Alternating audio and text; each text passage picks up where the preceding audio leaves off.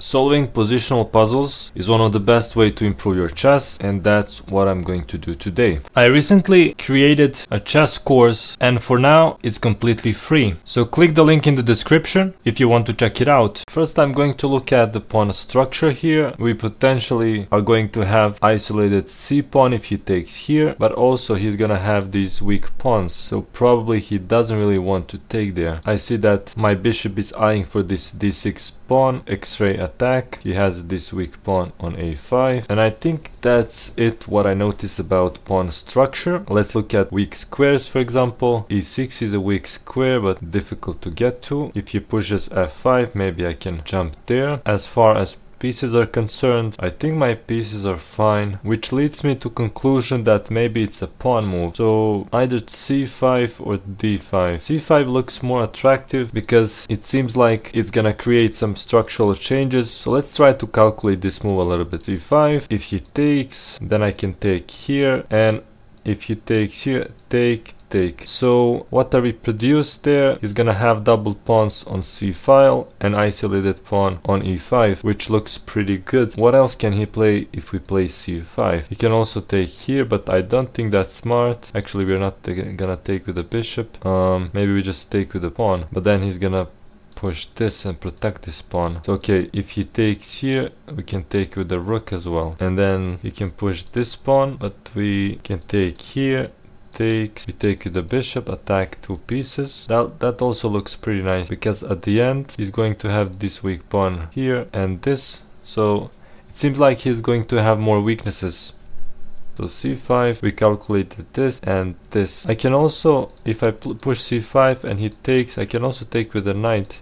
Then my knight is attacking c6 pawn, so that looks pretty good as well. So I'm satisfied with this move. What else can he play on c5? I think that's it. Let's try c5, yes.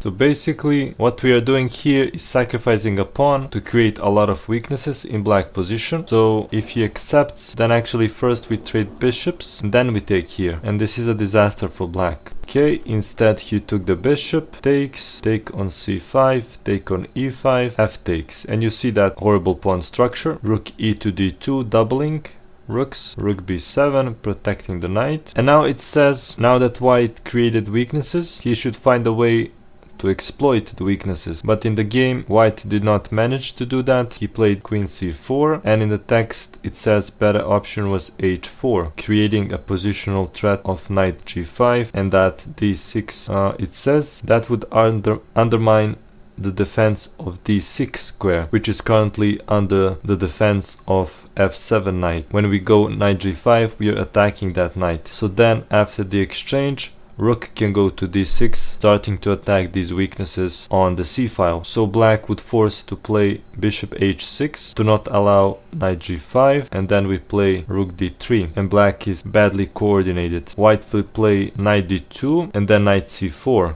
Knight is great there, probably gonna go to d6 next, or we can play h5, and after takes, then we play this knight to h4 and f5. Yeah, that's also very nice, creating a weak square on f5. Also computer, instead of queen c4, suggests rook d3 right away, which I think is prophylaxis against bishop h6.